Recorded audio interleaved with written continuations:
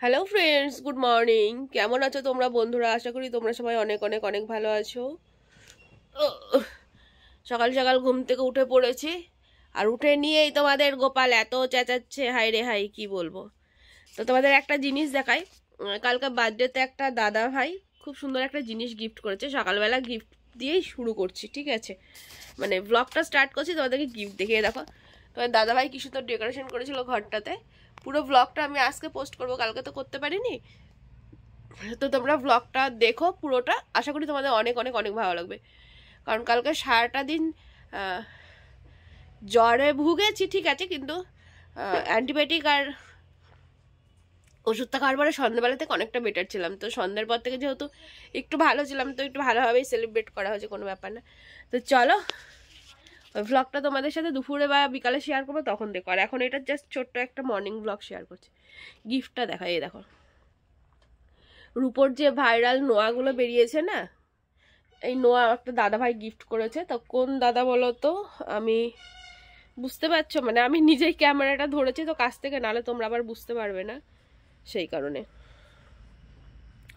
দুটো ছোট ছোট ফ্লাওয়ার আছে, আর কালারটা দেখো, যে নোয়ার কালারটা কি সুন্দর, না মেরুন না রেড, খুব ভালো একটা কালার। ব্ল্যাক কালারের ছিল, কিন্তু আমি ব্ল্যাক নিইনি, কারণ ব্ল্যাক প্রচুর জিনিস আছে আমার, আর হাতে না ব্ল্যাকটা আমার খুব একটা পছন্দ নয়।